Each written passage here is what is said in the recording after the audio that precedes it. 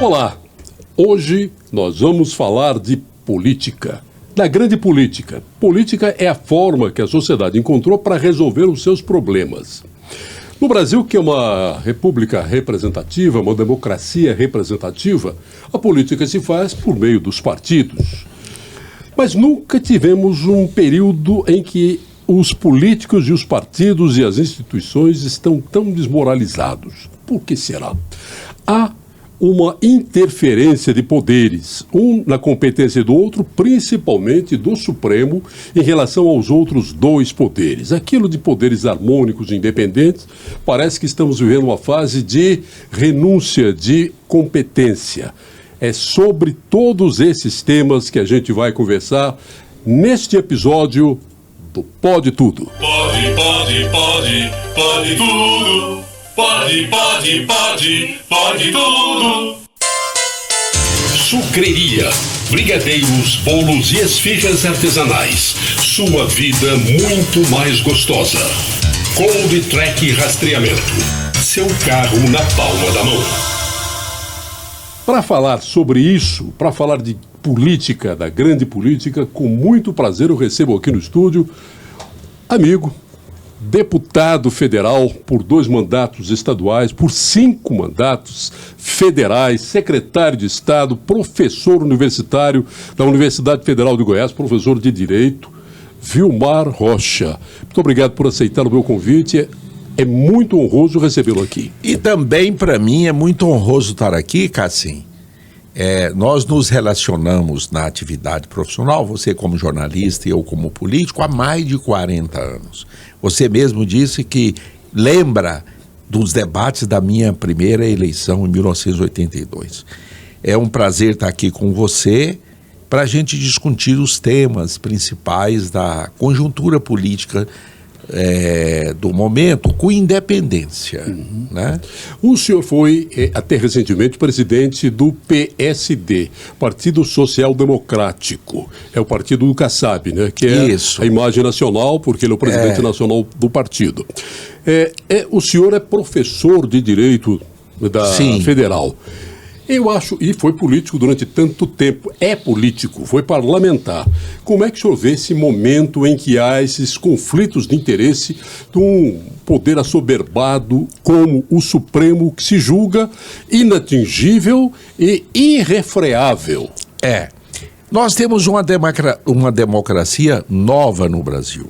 Né? Tem 35 anos, fez agora em outubro, o atual pacto político que está na Constituição. E sobrevivemos, com todos os problemas, sobrevivemos até agora. Não houve uma ruptura institucional. Houve tensões e está havendo tensões, mas não houve uma ruptura completa. Por exemplo, essa questão do equilíbrio dos poderes, a Constituição fala assim: os poderes têm que ser harmônicos e independentes. Não há harmonia e nós estamos correndo o risco de dos poderes não serem independentes.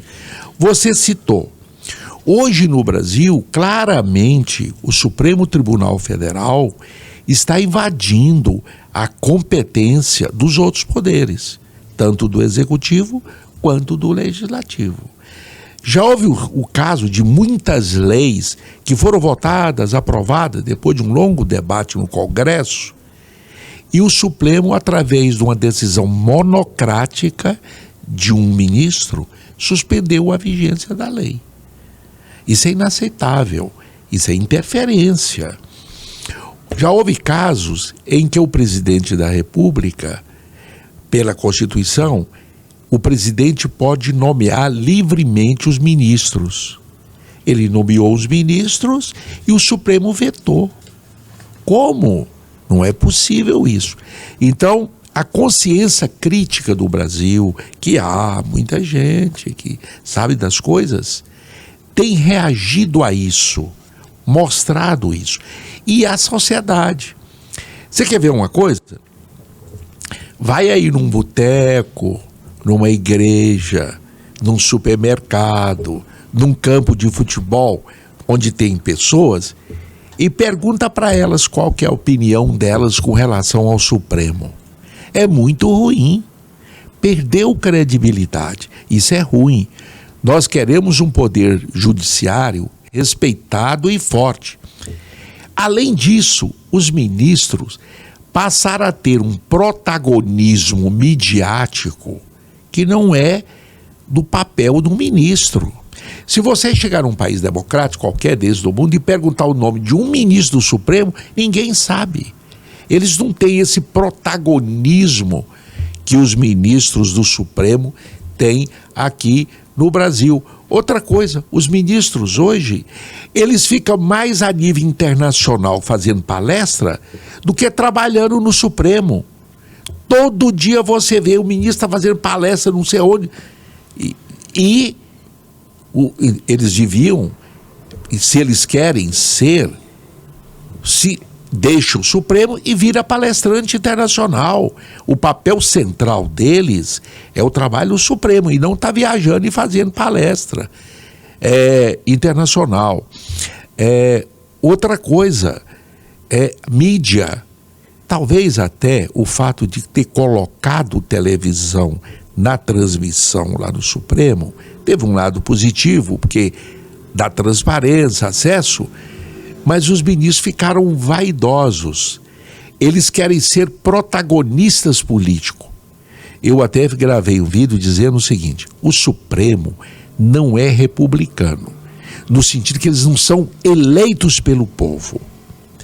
Eles não podem ficar e decidir e influenciar sobre políticas públicas. Isso é papel do Congresso, dos representantes do povo. Eles têm que julgar as causas que chegam lá.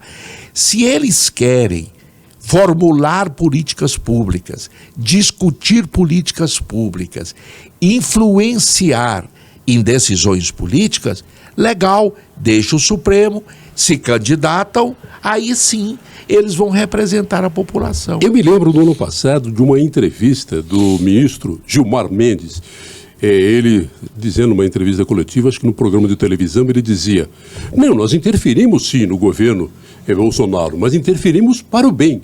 Olha bem, ele se revela que interferiu e já faz um julgamento sobre a qualidade da interferência, que foi interferência boa. Não é função em nome deles. De quem?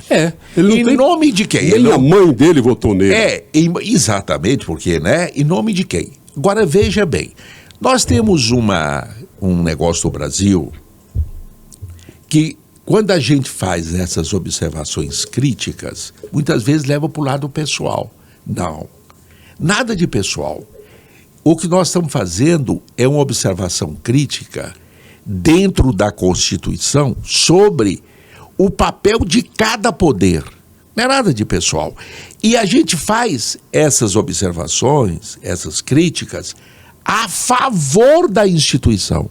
Nós precisamos de um Supremo Tribunal Federal forte, respeitado, com credibilidade, porque isso dá segurança jurídica para a população. É isso que nós queremos. Só que do jeito que está, pelo comportamento de alguns ministros e por algumas decisões, essa credibilidade que o judiciário precisa de ter está indo para o ralo. Uma coisa que está claro, que é muito evidente e até revoltante, é ministro do Supremo, como o caso de Alexandre de Moraes, abrir inquérito, que pela Constituição é uma atividade privativa do Ministério Público. Ele abre inquérito, fica com o processo, manda fazer as investigações, depois vai julgar, quer dizer, ele faz todas as funções que não são de um ministro do Supremo. Como é que para isso, professor? Olha aqui, você tem duas maneiras de controlar isto. A primeira é uma ação política, que é essa que eu e você estão fazendo aqui agora, milhares de brasileiros estão fazendo. Quer criticar, quer mostrar, quer debater, quer discutir o que é certo e o que é errado, que a gente julga que está errado e nessas indicações do Supremo. Esse é um controle político que tem efeito, né? Muita gente, quando a maioria chegar a isso, eles vão dizer: olha, o volume das críticas e da rejeição da sociedade às nossas ações está muito grande, então isso impede o controle político.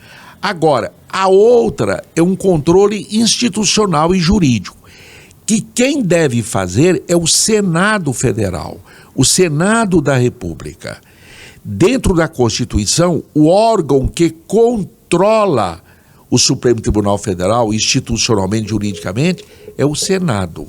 Inclusive porque pode votar o impeachment dos ministros, é quem aprova a indicação, é quem pode convocá-los para eles prestarem esclarecimentos. Só que o Senado tem se omitido nisso, na sua maioria. Por exemplo, você sabe quantos pedidos de impeachment tem contra os ministros lá? Dezenas. Não é 1, 2, dezenas. Parece que contra um dos ministros existe 63 pedidos de impeachment. Ora, eu gostaria que um desses pedidos fosse aprovados e que se fizesse uma análise do comportamento do ministro com direito à defesa, um processo democrático, mas que abrisse esse processo de impeachment, mesmo que ao final ele não fosse impedido por decisão do Senado, mas que abrisse a possibilidade de se analisar criticamente perante a televisão e a sociedade brasileira o comportamento de alguns ministros. Isso é nada demais, não. Porque institucionalmente já houve manifestação do Ministério Público contra o ministro do Supremo, Alexandre de Moraes, que passou a assumir a paternidade de inquérito. Ele não deu bola. A Procuradoria-Geral, quer dizer, é um deixa para lá, um descaso total. Quer dizer, como a ação vai ser julgada pelo Supremo e há um corporativismo, se qualquer um entra com uma ação contra um ministro, o corpo do Supremo vai a favor do ministro. Quer dizer, a sociedade fica indefesa. Uma coisa que seria revolucionária do Supremo seria acabar com a decisão fosse do colegiado e não individual de um ministro. É muito comum você ver aí, ministro Toffoli, um exemplo. Ministro tal, outro tal, A, B ou C. É melhor assim para não personalizar, para não fulanizar. Suspendeu isso, tomou essa decisão. Não é possível isso. O dia que nós tivermos assim, o Supremo Tribunal Federal, pela maioria dos seus ministros, tomou tal decisão. Isso já seria revolucionário. Muitos não querem isso, porque eles querem o protagonismo da decisão individual. O ministro fulano de tal fez isso. Aí ele vai para a mídia, discute. Não, não é assim. A decisão era assim. Ao ser anunciada, a decisão da Suprema Corte, por maioria dos seus membros, decidiu isto. Você pode concordar, discordar, mas foi uma decisão.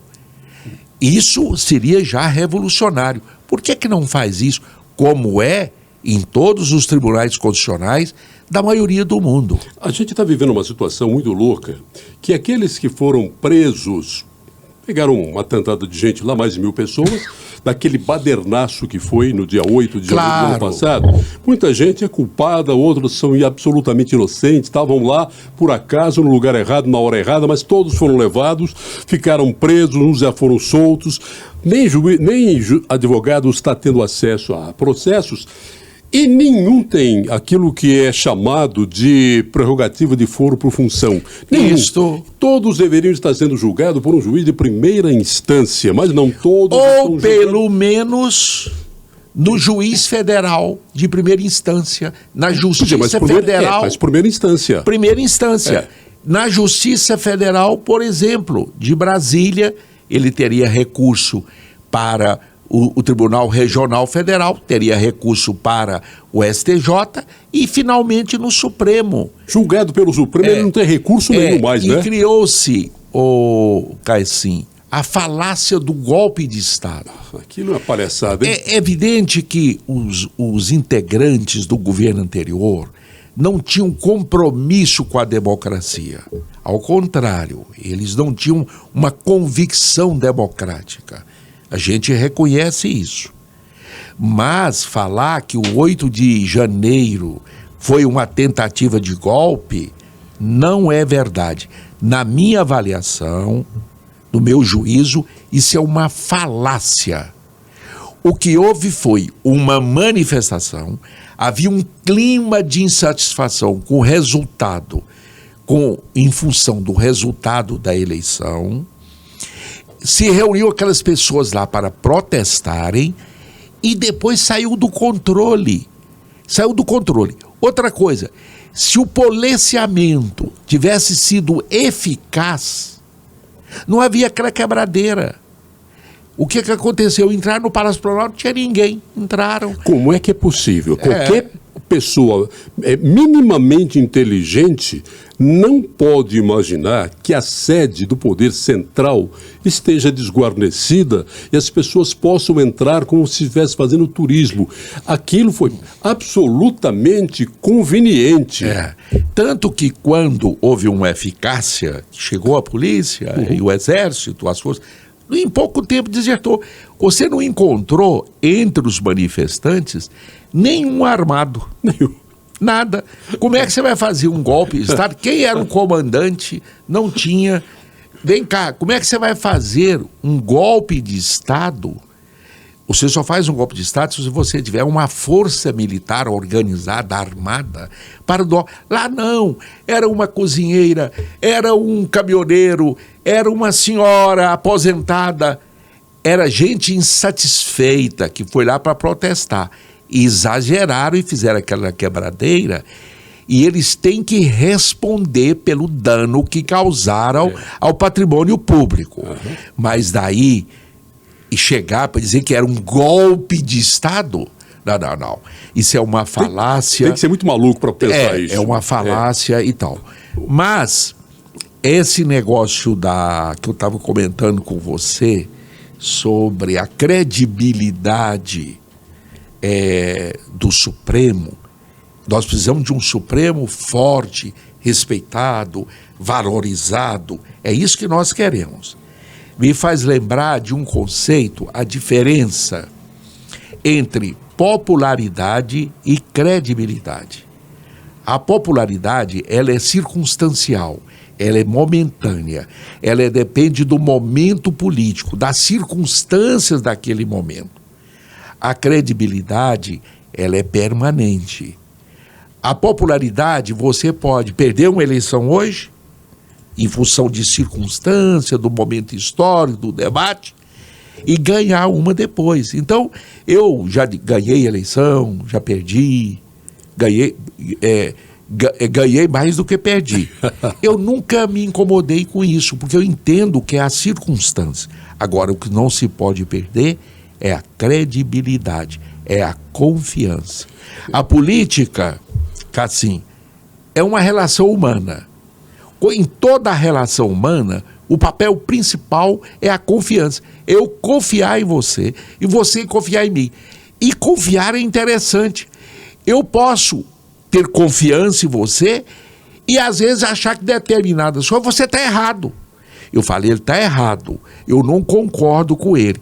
Mas ele está falando o que ele sente, o que ele pensa. Eu confio nele. Isso na relação pessoal é fundamental. Na relação familiar e na relação política também, que é a credibilidade. Eu encerraria isso com um conceito, que eu gosto muito desse conceito. O poder é político, a autoridade é moral e intelectual. Tem muita gente que tem poder político, mas não tem autoridade. E também tem muita gente que tem autoridade e não tem poder político. Como é que é possível ter um Supremo com credibilidade, com essa honradez necessária para o exercício da função, quando o presidente nomeia o próprio advogado sem nenhuma relevância jurídica, que é aquilo que se exige para o Supremo, outro que foi advogado do partido vai para lá, outro que foi saudado como comunista, não como um grande cabeça jurídica. Não fica ruim para o Supremo? Agora, em outubro, a Constituição fez 35 anos. Eu preparei uma palestra sobre os 35 anos da Constituição e fiz essa palestra do mês de outubro e novembro em universidades, centros de estudos, fiz na Assembleia Legislativa, no Tribunal de Justiça, nas subseções da OAB, no estado todo. E eu fiz uma pesquisa nesse grupo de milhares de pessoas que eu falei. Como é que era a pesquisa? E eles responderam e eu tenho os dados. Primeiro, nós devemos manter ou não a atual forma de indicação dos ministros do Supremo. A grande maioria falou que nós temos que mudar. Que ao invés do presidente indicar e o Congresso, o Senado aprovar, nós temos que mudar essa forma. Talvez apresentar, como é em outros tribunais, uma lista tríplice para o Congresso decidir quem é o nome. Primeira coisa. Então, a forma de indicação dos ministros do Supremo. Mas a mais importante, hoje, como é que é hoje? Um ministro igual ao Zanin, tem, não sei, 40 anos. Ele vai ficar 35 anos no Supremo, até ao completar 75 anos. O ministro Gilmar Mendes já está lá há 20 anos. Ora, isso não é possível. Isso não pode continuar.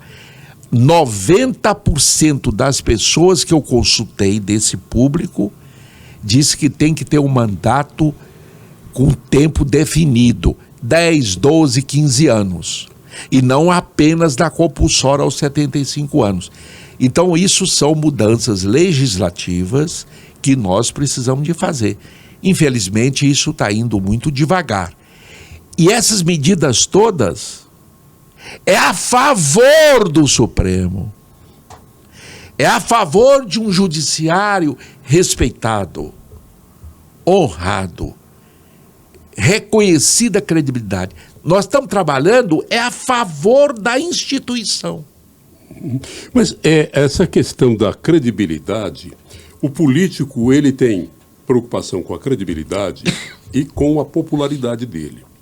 Porque o mandato é de 4 anos, ele tem que voltar a mostrar a cara para o povo, terminado o mandato dele, para pedir voto outra vez e contar o que ele fez.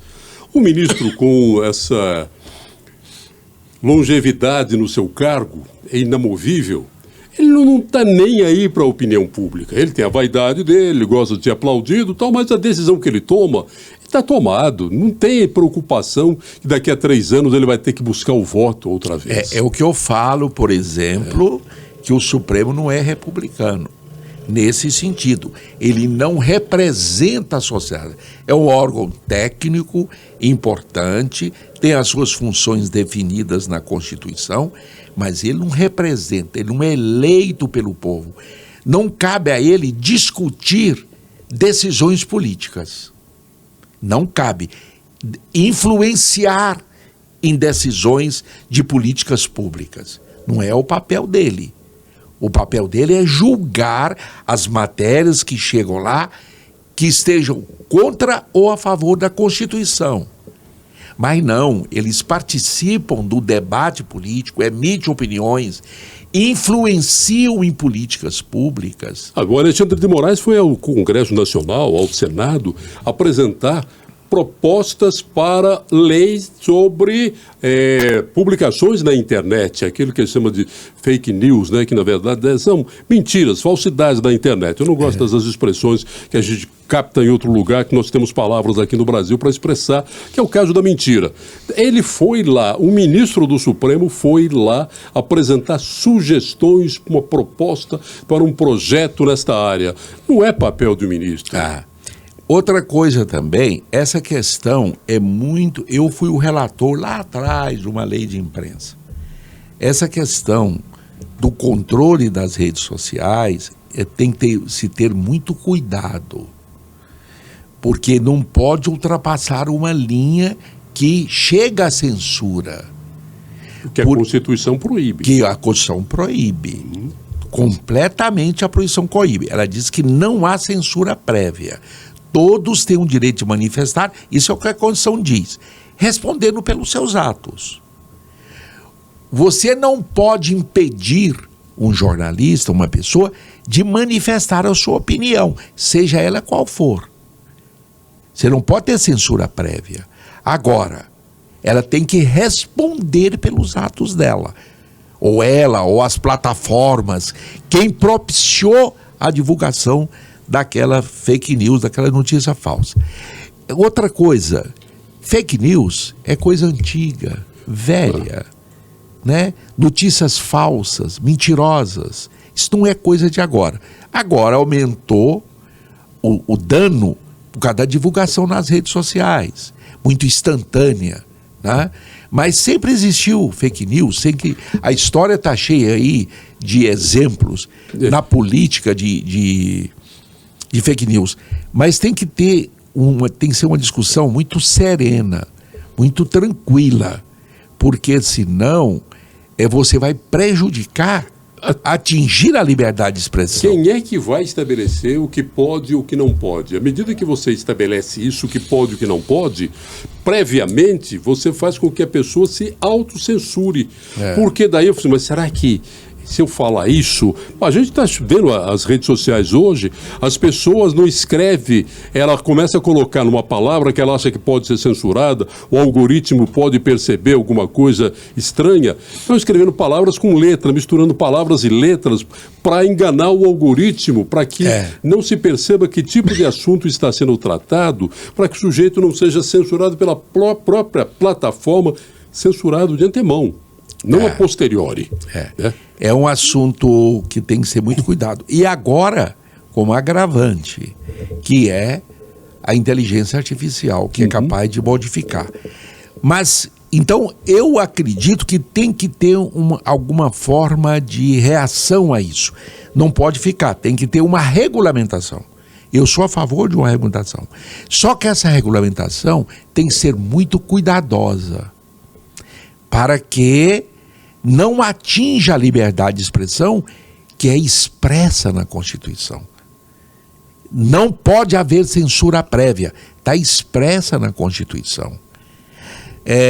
Então tem que haver alguma regulamentação. Agora, a própria Constituição diz, todos aqueles que cometerem exageros, crimes contra a honra, contra a intimidade, contra a vida privada, podem responder num processo civil ou criminalmente, mas depois Como é que se pode fazer no caso de uma ministra que eu tinha até um certo respeito por ela, a Carmen Lúcia, quando ela integrava o Tribunal Superior Eleitoral, que ainda integra na eleição que elegeu o Lula.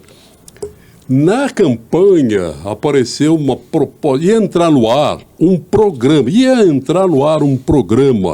de vídeo, de uma plataforma de vídeo, e ela levaram essa questão para ser julgada pelo TSE, que era o Brasil Paralelo, ia apresentar um documentário chamado Quem Mandou Matar Bolsonaro, assim como já tinha feito uma série de outros documentários, Quem Mandou Matar Marielle, uma série de outros documentários já tinha sido exibido. Quando ia ser exibido esse, foi o julgamento do TSE e Carmen Lúcia disse, a Constituição proíbe censura prévia, mas num caso excepcionalíssimo eu vou votar pela proibição. Ou seja, eu rasgo a Constituição, embora eu tenha jurado defendê-la, eu rasgo a Constituição porque me é conveniente nesse momento. E aí?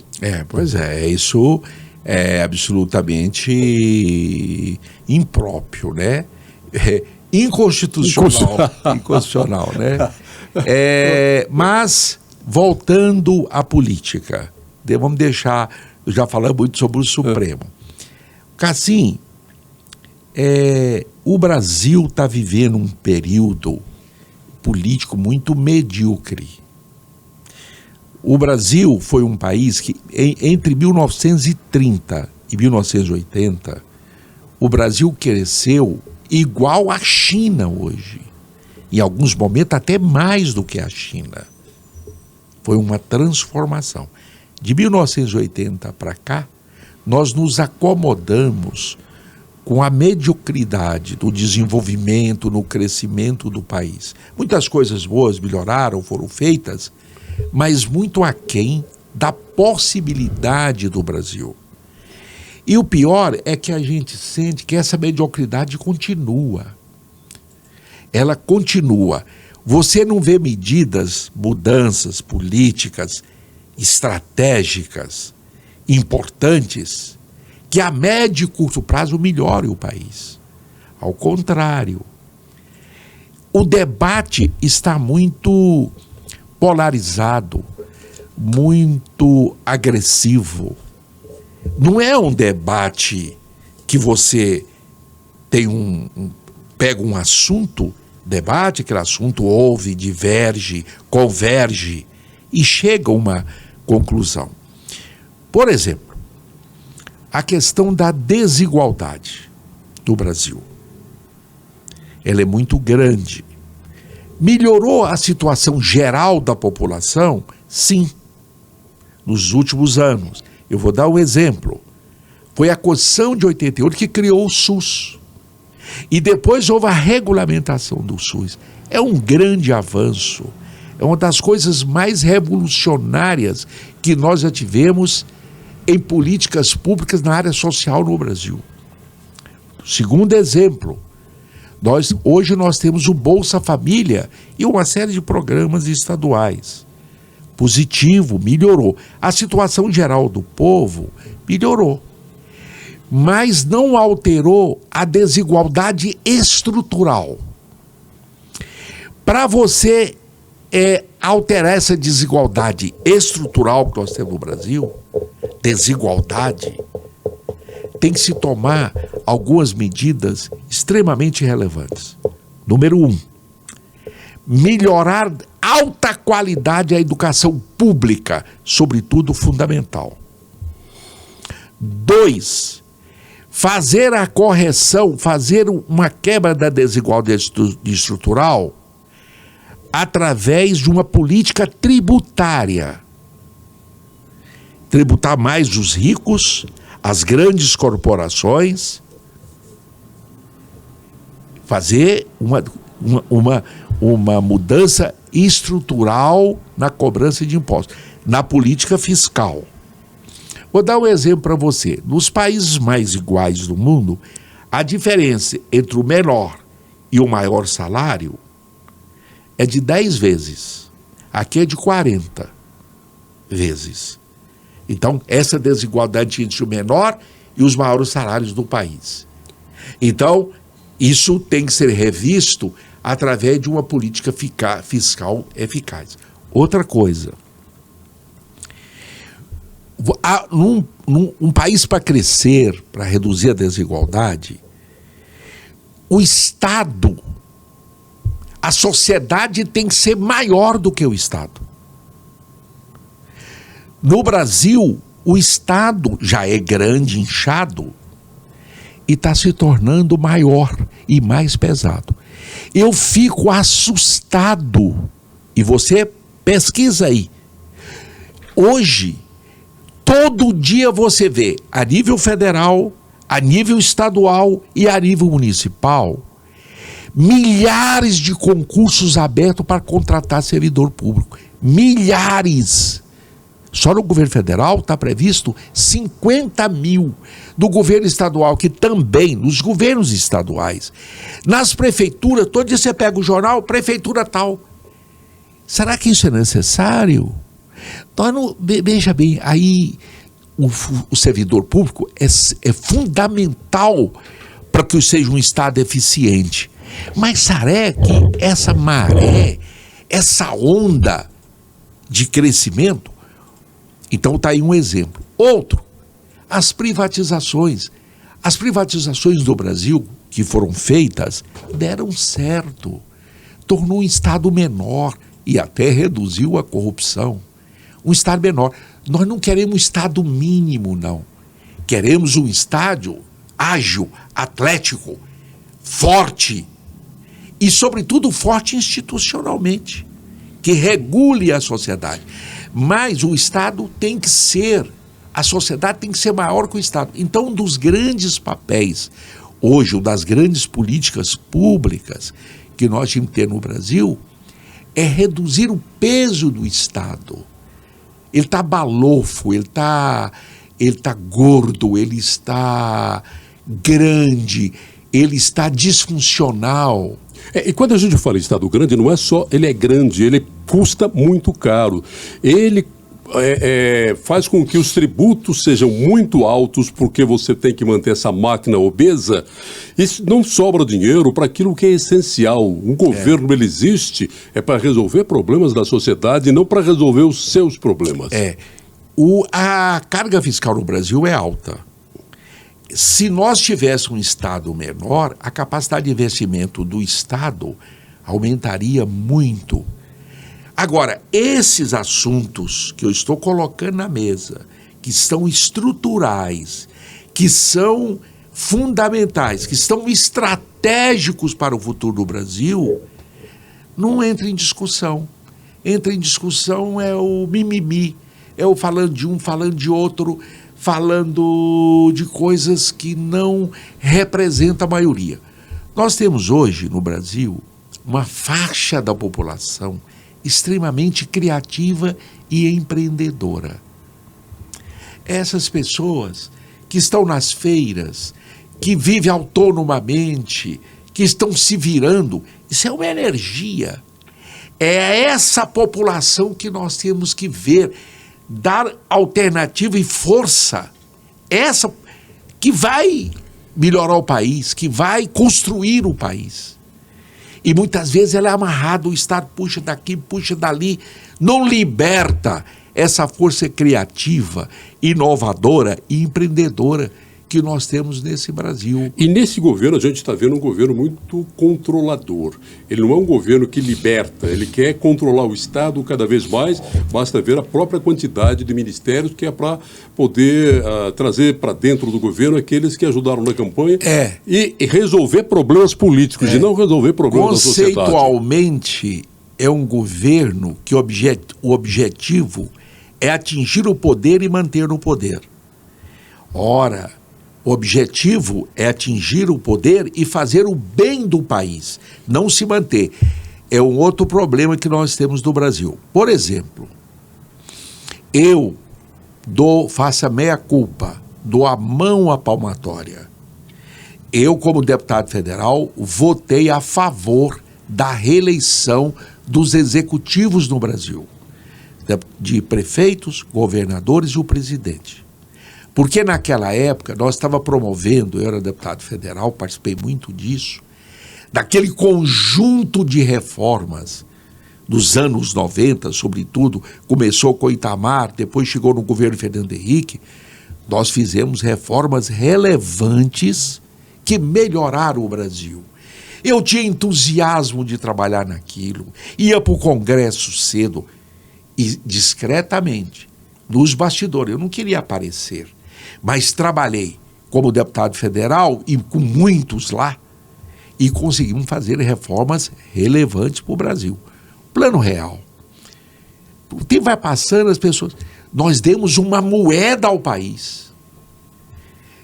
O país passou a ter uma moeda, que foi o real, que não tinha com o Plano Real. Acabamos com a inflação. Veja o que está acontecendo na Argentina agora. A inflação de 100 e tantos por cento, a nossa é 4%. Fizemos as privatizações, inclusive do sistema de telefonia. Hoje está aí funcionando, despertou. Antes, você se lembra, pouquíssima pessoa tinha telefone fixo. Hoje todo mundo tem telefone celular, tem acesso ao telefone celular. Então nós quebramos monopólios, fizemos reformas que naqueles anos que melhoraram o Brasil. O objetivo era fazer algo pelo país, não era só manter o poder, não. Então o que acontece hoje? Com a reeleição, numa democracia jovem como a nossa, o governante entra no primeiro dia, ele só pensa na reeleição. Ele fica fazendo tudo, muitas vezes até coisas para agradar a população, em caráter imediato e não estratégico, porque na política, muitas vezes, você tem que tomar opiniões duras, que as pessoas, às vezes, no geral, não entendem no momento, mas que depois vai ter resultados benéficos. Você tem que ter coragem de fazer isso. Você não pode ser populista, prometer aquilo, ficar agradando a Deus e a todo mundo. Agora, você tem que dialogar, explicar para a população e ter credibilidade. Olha, eu estou tomando essa decisão com base nesses estudos.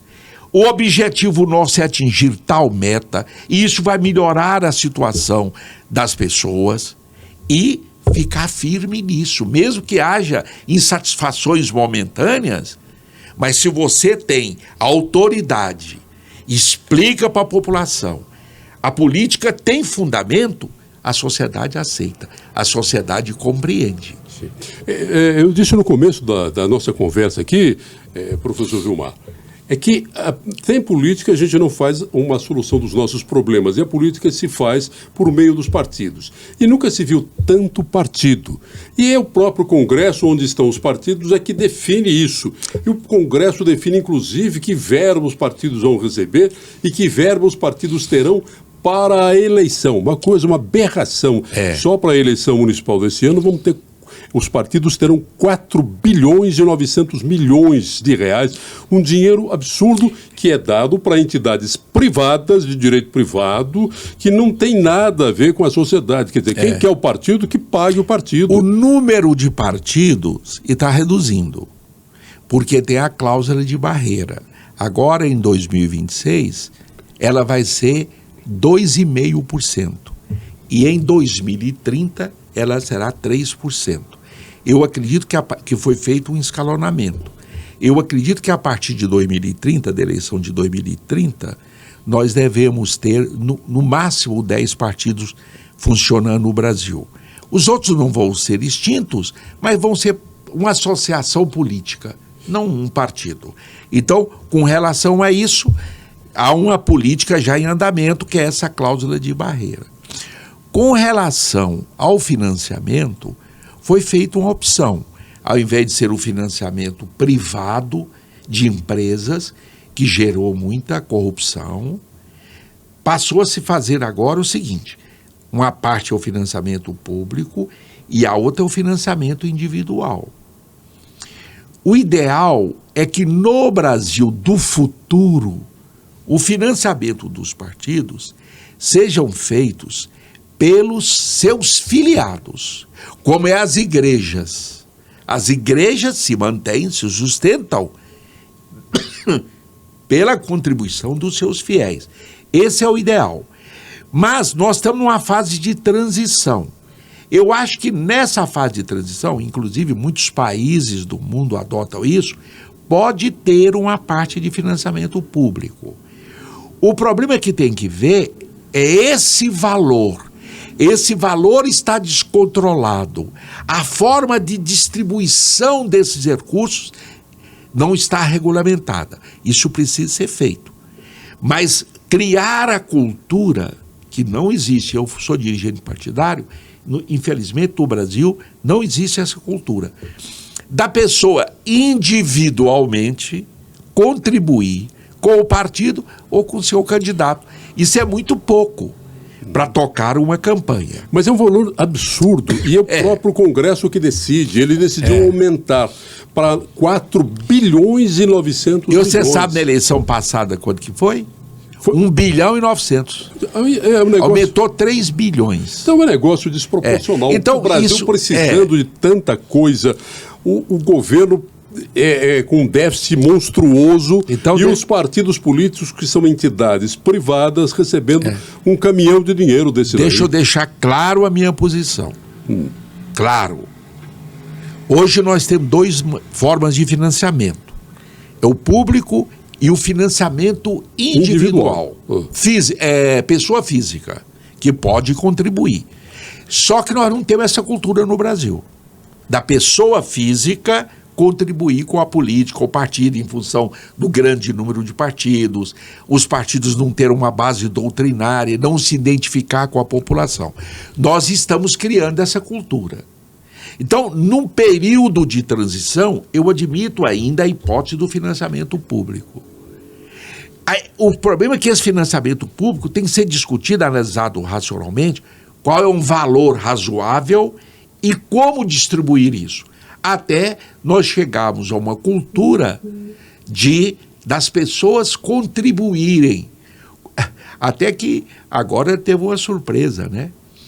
O povo entregou para o Bolsonaro 17 milhões de reais. O problema é deles. Quem quis doar tem um direito. Sim. Eu não doei. Mas se alguém quiser doar, é direito dele, é dinheiro dele. Não vejo problema nenhum. O problema agora é o que ele vai fazer com esses 17 milhões. Mas ele tem que falar isso para quem doou, porque é uma doação privada. Então, eu acredito que no futuro, no Brasil, nós precisamos criar essa cultura. Olha, eu gosto do partido tal. Eu, cidadão, gosto do partido tal. Eu vou fazer uma doação para ele. Olha, eu gosto do político tal. Eu vou fazer uma doação para ele. Isso já ocorre, mas numa escala muito pequena que não dá para você tocar uma campanha. Nós vamos ter eleição esse ano para prefeito. Os partidos que deveriam ser aqueles que formam candidatos, eles não formam candidato nenhum. Nós estamos no ano da eleição, estamos a 9 meses das eleições, 8 meses das eleições, e não se fala, não se discute assuntos da cidade, os problemas da cidade. Um candidato que se aponte, ele está mais preocupado ainda em outras coisas do que em discutir a cidade. Os partidos políticos não estão discutindo a cidade. Eles vão agora apresentar a cara e receber um pacote de dinheiro para ir buscar voto. Isso é ruim para a sociedade porque ele não sabe o que vai fazer. Nós temos um prefeito hoje e, pelo amor de Deus, ele caiu lá, ele foi eleito pelo vírus da Covid-19, lamentavelmente. Mas a cidade está jogada às traças e os partidos políticos que vão ter dinheiro para isso não estão apresentando ninguém que possa resolver os nossos problemas. Deixa eu falar com você. A eleição nos Estados Unidos, agora, Trump, Biden, é em novembro. Agora, eles já começaram a definir a candidatura. As convenções vão ser realizadas em julho. Já começa uma campanha, uma discussão lá até julho, que é quando encerra as convenções. Aí você já tem os 2 candidatos. Aí eles vão entrar em campanha. Os próprios... A base do partido é que escolhe o candidato. Isso é muito interessante. Agora, convenhamos, nós temos uma democracia nova no Brasil. Nova. Nós estamos amadurecendo. Mas nós precisamos de discutir, debater e seriamente para avançar. E não ficar parado numa discussão pequena, medíocre, que não melhora as condições das pessoas, do coletivo. Esse é o grande desafio. E é isso, Cassim, é que me move ainda a permanecer na política.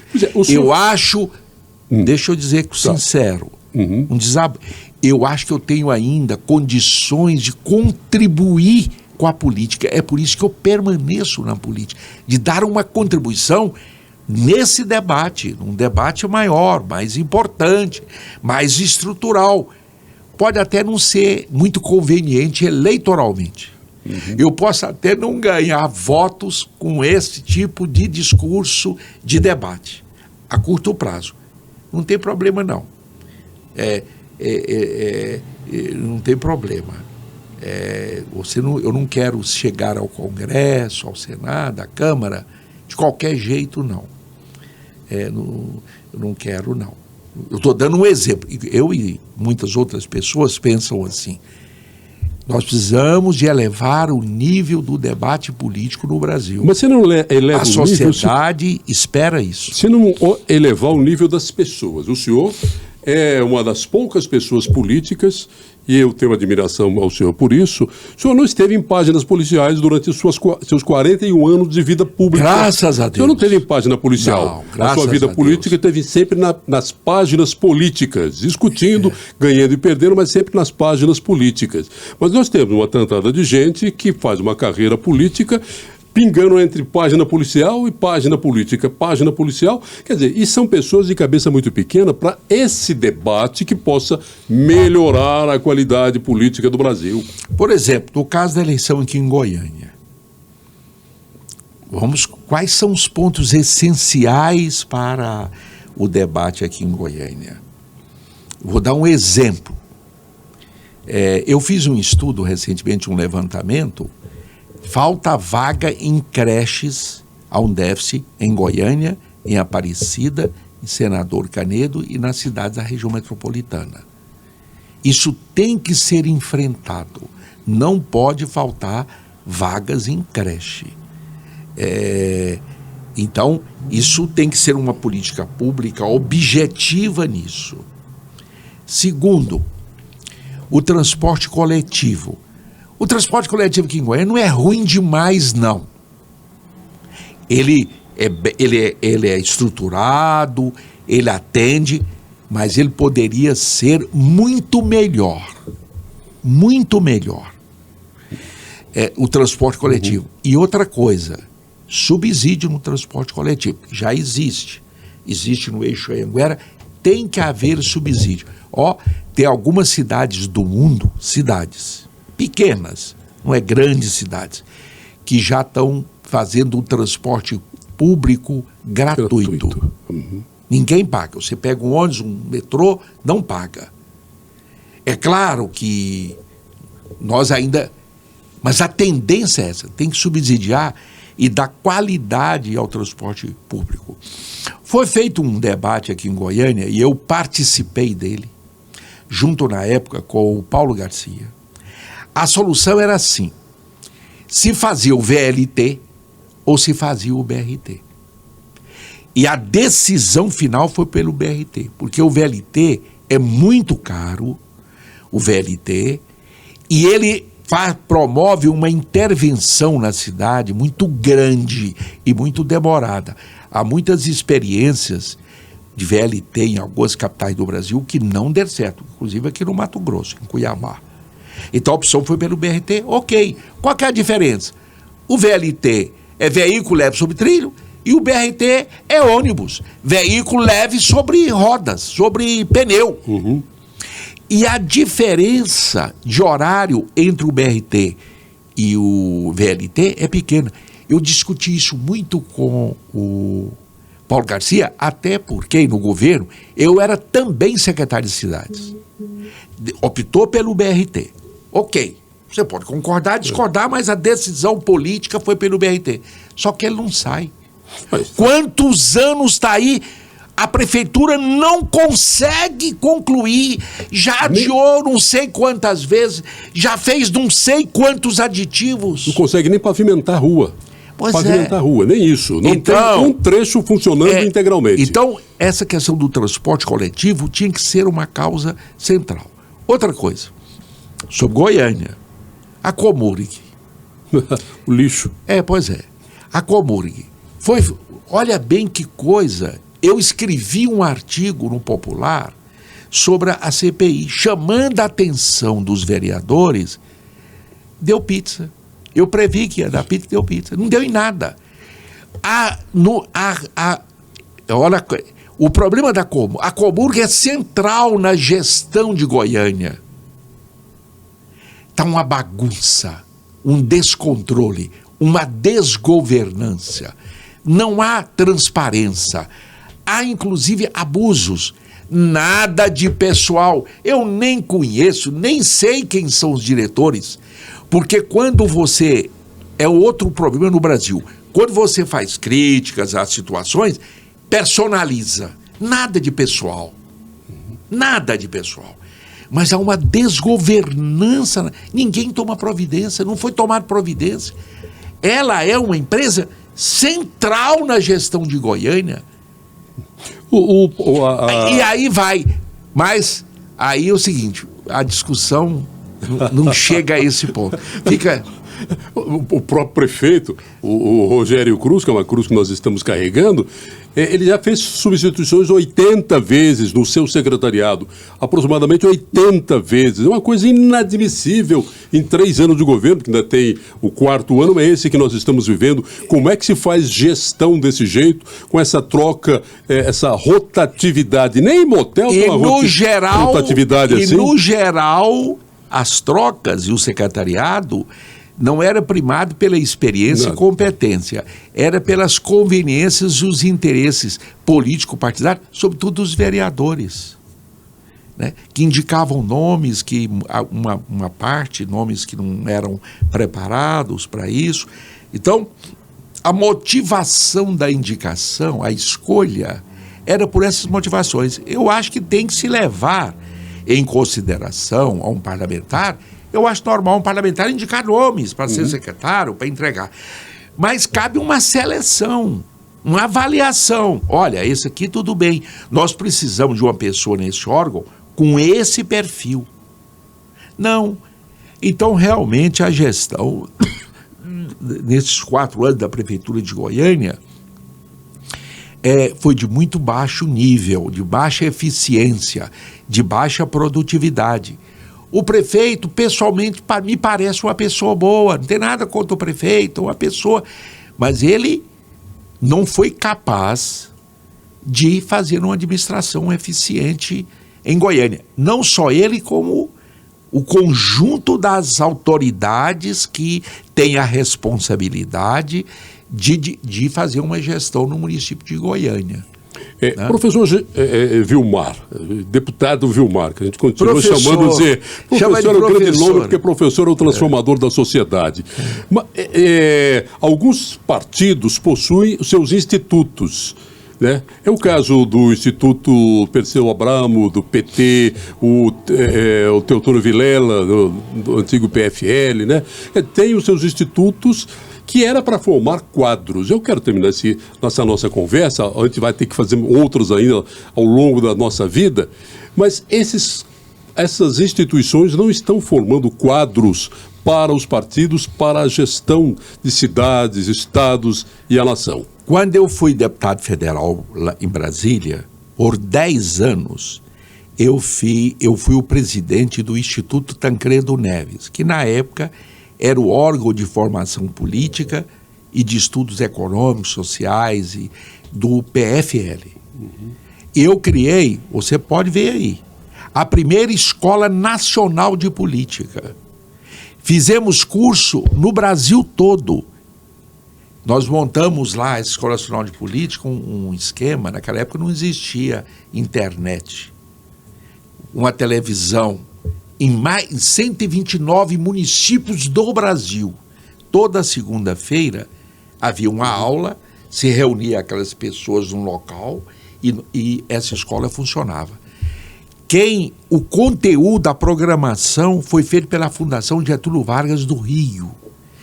E a parte tecnológica por uma empresa do Paraná. Foi um sucesso.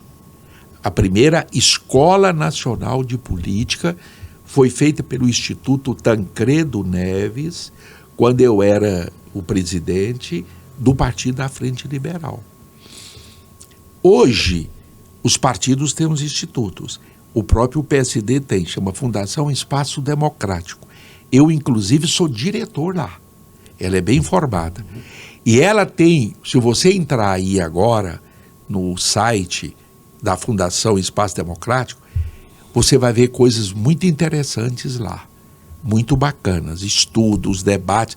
Eu, inclusive, já fiz várias palestras lá na Fundação, e eles colocam no site, mas, infelizmente, o nível de interesse do conjunto do partido é baixo.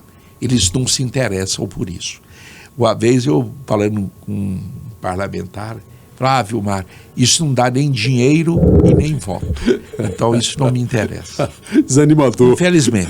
Mas a gente tem que acreditar e insistir, porque as coisas mudam. Acreditar que podemos melhorar, insistir, resistir. E é isso que eu faço. Professor Vilmar Rocha, foi um prazer enorme receber o senhor aqui.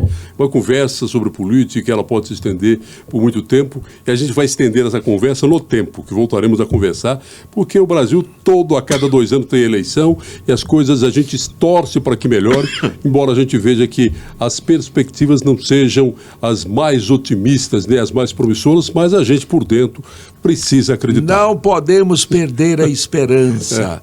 Juscelino dizia assim, o otimista pode até errar, o pessimista já começa a errar. Muito obrigado por aceitar o meu convite. Eu que agradeço. A você e ao Cristiano. Cristiano Mariano, o nosso braço direito, chegou esquerdo. Atrasado, mas estava numa boa causa. Estava lá, estava rezando. Ele também, o Cristiano, que é o nosso operador de áudio e vídeo aqui, também é coordenador na CBN, é coordenador de operadores lá e é também quem é o responsável por colocar no ar a missa na igreja de São Paulo Apóstolo aqui em Goiânia. Todo dia ele está lá. E rezando. Mais do que isso, é amigo do meu irmão, o também, doutor Granville, que é médico, e ele estava me dizendo aqui que cuidou do filho dele, e eu fiquei muito feliz, porque quando eu quero aumentar a minha moral, eu falo, eu sou irmão do doutor Granville, que ele realmente é um médico muito especial, muito querido. Ele é conceituado, de fato. Professor, muito obrigado a você que nos acompanhou. Foi um prazer muito grande para mim, espero que tenha sido igual para você. Por favor, assista, se inscreva no canal, compartilhe, porque isso ajuda a gente a produzir conteúdo interessante. Até o nosso próximo encontro aqui no Pode Tudo. Pode tudo. Pode tudo.